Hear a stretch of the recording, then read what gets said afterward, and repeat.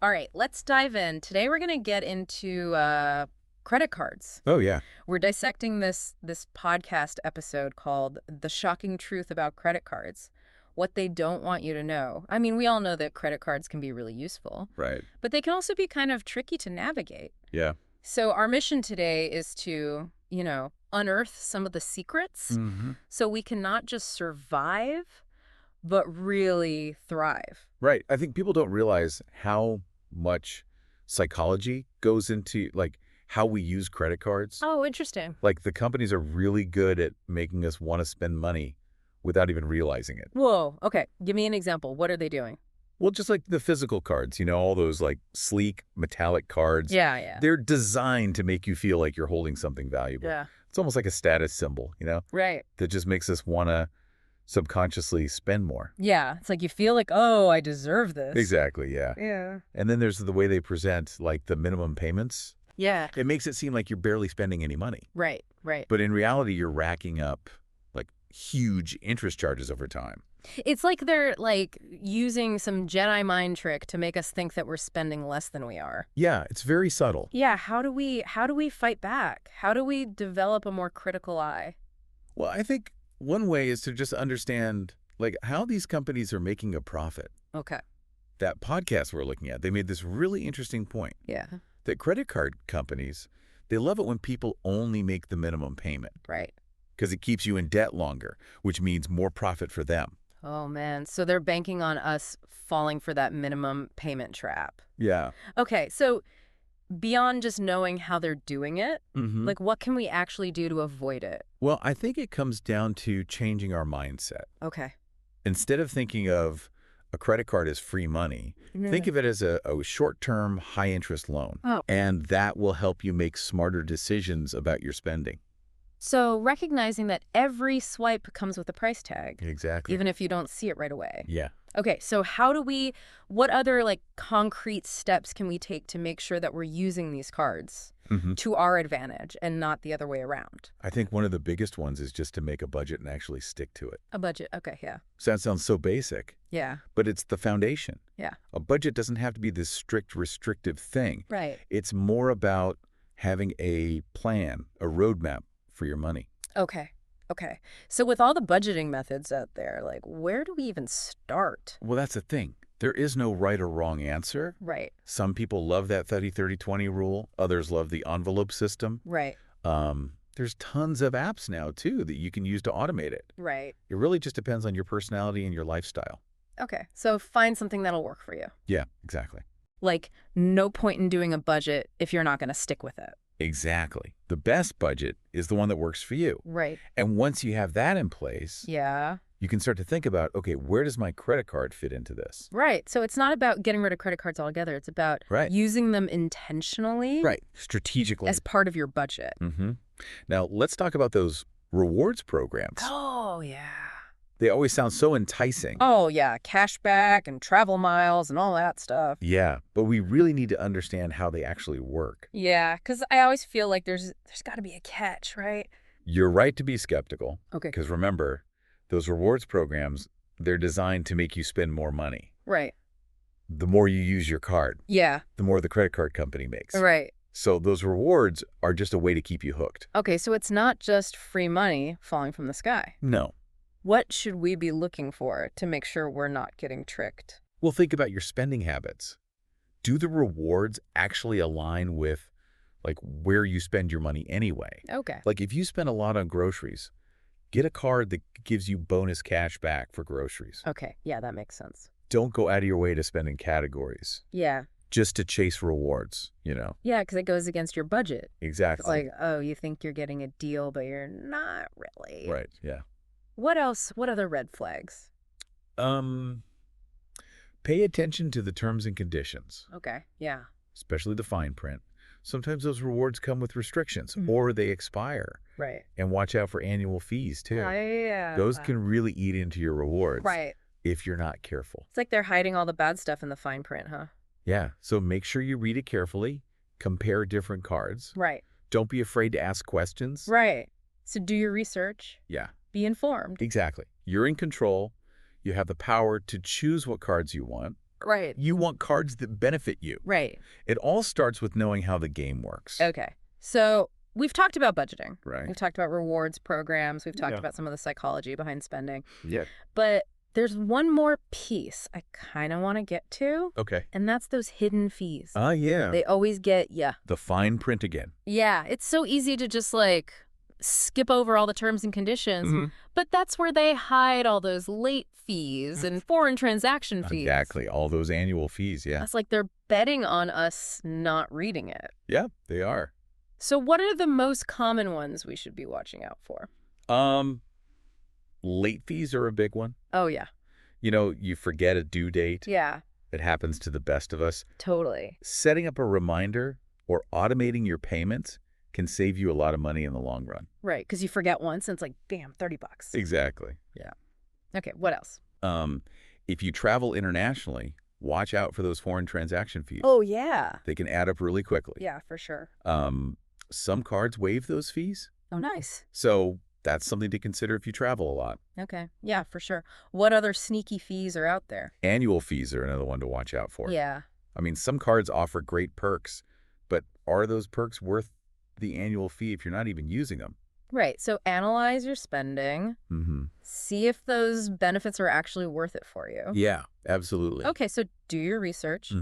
Don't be afraid to say no Yeah. to a fancy card Yeah. Shop around. if the fees aren't worth it for you. Exactly. You have the power to do that. Wow, this is blowing my mind. Yeah. I'm starting to realize how much power we have as consumers if we just like, read the fine print. Absolutely. Knowledge is power. Do a little research. Yeah. And advocate for ourselves a little bit. Exactly. And when it comes to credit cards, a little knowledge can go a long way.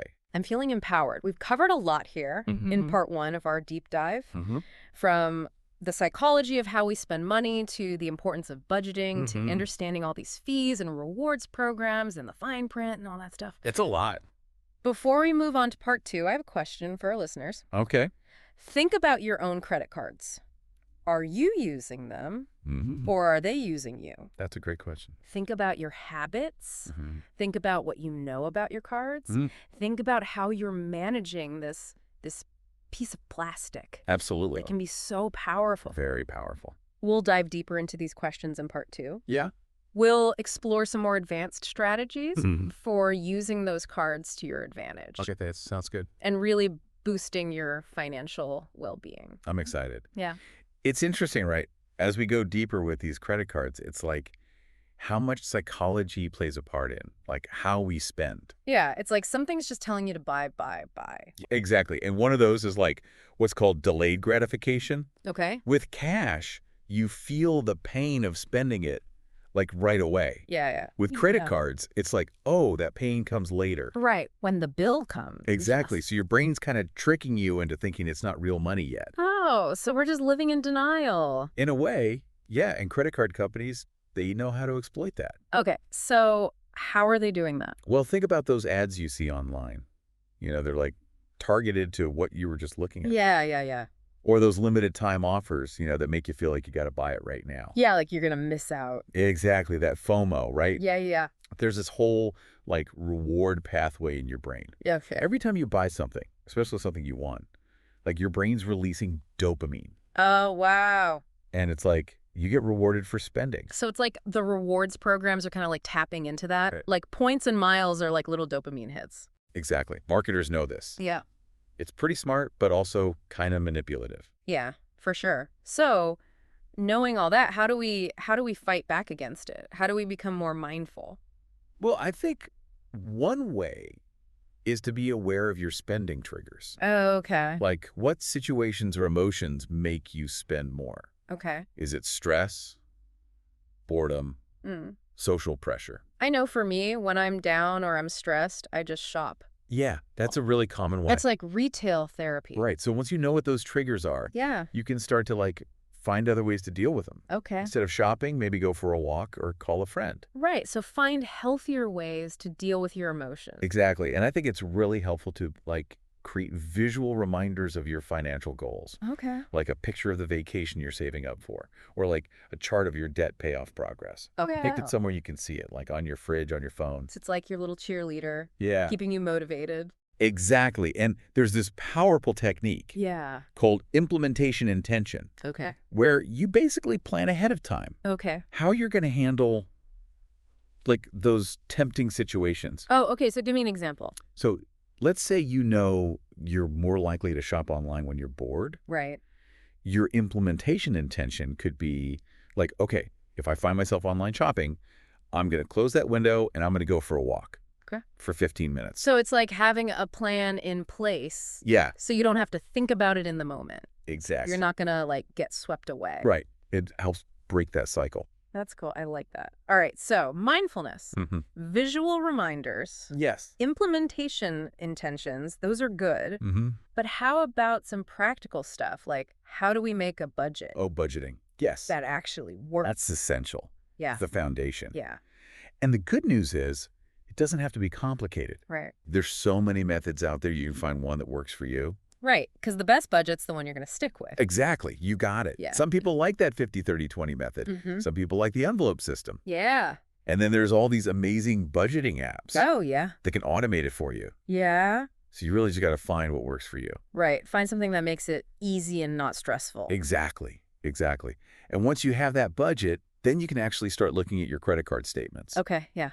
And don't just look at the minimum payment due, like actually look at the transactions. Yeah. Yeah. Make sure you recognize them all. Right. Yeah. Make sure you actually spent that. Yeah, you can catch errors, fraudulent charges. Right. Or sometimes you get those sneaky little subscriptions that you forget about. Exactly. Yeah. And it makes you think about like your spending habits. Are you overspending in any category? Right. So being more mindful. Exactly. Being proactive. Yeah. Here's a tip that I think people don't always know. Okay. You can actually use a credit card for like your recurring bills. Oh, interesting. Okay. Like your utilities or your streaming services. That way you can get those reward points. Oh. But here's the thing. Okay. What's the catch? You got to make sure you're paying it off every month. Right. Because otherwise you're just going to pay all the interest. Yeah, exactly. And negate any rewards that you get. Exactly. So it's all about being disciplined, and using it to your advantage. Okay. What other strategies like that are there to like maximize our benefits? So there's this thing called balance transferring. Okay. Where you basically take debt from a high interest card and move it to a card with a lower interest rate. Okay. Maybe one with like a 0% APR for a while. Oh, that sounds like a good deal. Yeah. But you always got to read the fine print, right? Yeah. Sometimes there are balance transfer fees, or that 0% APR might not last forever. But if you're smart about it, you can save money. So do your research. Make sure the math makes sense. Yes. For you. Exactly. And now for the like really strategic people out there. Oh, okay. Let's hear it. There's this thing called credit card churning. Okay. Where you basically sign up for cards that have really good sign-up bonuses. Okay. You meet the spending requirements, and then you cancel it. Right. Before the annual fee kicks in. Exactly. Wow. Okay. Is that even allowed? Oh, yeah. It's totally legal and ethical. Okay. But it's not for everybody. Right. It takes a lot of organization. Yeah. And you got to really understand how it all works. Yeah. But for those people who are willing to put in the effort, you can get like free flights, free hotel stays. Wow. So it's like a game for the credit card experts. Yeah. The people who know how to play the system. Yeah. But with all these like advanced strategies, do your research, make sure it's the right move for you. But before we get into part 3, let's go back to like the basics. Okay, back to the fundamentals. We talked about all these fancy techniques. Yeah. But what are like the core principles that everybody should know? Okay, so here are a few like golden rules. All right, let's hear them. Number 1, treat your credit card like it's a debit card. Okay. Only spend money you actually have. Right. So you're not tempted to overspend. Exactly. Number 2, pay it off in full every month. Okay. That way you avoid the interest charges. Right. Number 3, track your spending. Right. Use a budgeting app, a spreadsheet, whatever works for you. Yeah. But you got to be aware of where your money's going. Right. Track it all. Exactly. Number 4, read the fine print. The fine print. I know, nobody likes it. Yeah. But you got to understand those interest rates, those fees. Yeah, those sneaky fees. Exactly. And number 5, check your credit report regularly. Okay, yeah. Make sure there's no mistakes or fraud going on. Okay, so good basic guidelines. Yeah. Keep it simple. Simple but effective. Exactly. If you can stick to these, you're going to be golden. I love it. Back to basics with a deeper understanding. All right, we've covered a lot of ground here in part 2. We have. From the psychology of spending to these like more advanced techniques, like balance transferring, credit card churning, Yeah. and those core principles of just using credit cards responsibly. Right. Ready for part 3. Let's do it. All right, we're back Here we are. for the final part of our credit card deep dive. The grand finale. It's been quite a journey, hasn't I it? really have, yeah. I feel like we've covered so much. Yeah. From like, how our brains work when we're spending to like those really like advanced credit card techniques. The tricks of the trade. Yeah, balance transferring, credit card churning. All that stuff. I think the big takeaway for everybody listening is, knowledge is power, right? Absolutely. The more you know, Yeah. the better decisions you can make. Right. You can avoid those like traps and pitfalls Exactly. that we were talking about before. Yeah. I think a lot of people get like overwhelmed, when it comes to credit cards. All the information. There's so much out there. Yeah. But if you just take the time Yeah. to learn about it, Yeah. like interest rates, fees, rewards programs, Yeah. how it all affects your credit score, Yeah. it can really make a difference. It's like a superpower almost. It is. It's like having a secret weapon. Yeah. And, I think it's important to remember that there are resources out there Yes, to absolutely. help you along the way. Yeah, there are websites, podcasts like ours, Yeah. even like financial advisors Yeah. who can give you advice. So, yeah, don't be afraid to ask questions. Mm-hmm. Do your research. Mm-hmm. Talk to people you trust. Exactly. There's no shame in not knowing everything. Absolutely not. In fact, that's the first step Yeah. to becoming like more informed. More in control of your finances. Right. Okay, I want to shift gears a little bit Okay. and talk about the bigger picture. Right. We've been really focused on the nitty-gritty details of how to manage your credit cards. But credit cards, they're just one part Right. of your overall financial situation. It's all connected. Yeah, they're a tool. Yeah, like a hammer. You can use it to build something or to break something. Exactly. You got to use them the right way. Yeah, so I want you to think about your financial goals. What are you working towards? Yeah. Are you saving for a house? Are you thinking about retirement? Yeah. Or do you just want to feel more financially secure? Right. Those are big questions. They are big questions, but they're important. Yeah. And once you have a better idea Yeah. of what you want, then you can start to figure out, Yeah. are your credit cards helping you get there? Right. Are they working for you or against you? Exactly. It's a little check-in, Yeah. Make sure you're still on track. Exactly. And if you realize Yeah. that your credit card habits aren't really serving you, Yeah. don't be afraid to make a change. Right. Go back to your budget, look at different credit cards, maybe talk to a financial advisor. Yeah. It's never too late Never too late. to take control of your money Exactly. and create a brighter financial future. Absolutely. Okay, before we wrap things up here, Yeah. I want to leave everyone with one final thought. Okay. Let's hear it. This journey to being good with money, it's a journey. It's not a destination. Yeah. It's about constantly learning and growing. Right. It's not about being perfect. Yeah. It's about making progress. Exactly. So keep learning, stay curious. Yeah. Keep that growth mindset. Exactly. All right. This has been a fascinating deep dive.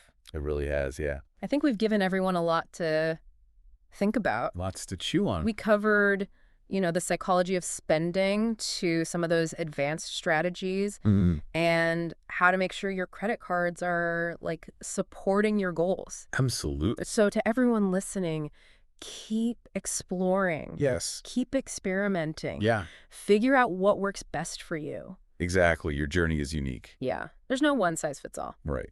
Thanks for joining us on this deep dive. Thanks, everyone. And until next time, See you then. stay curious and keep learning.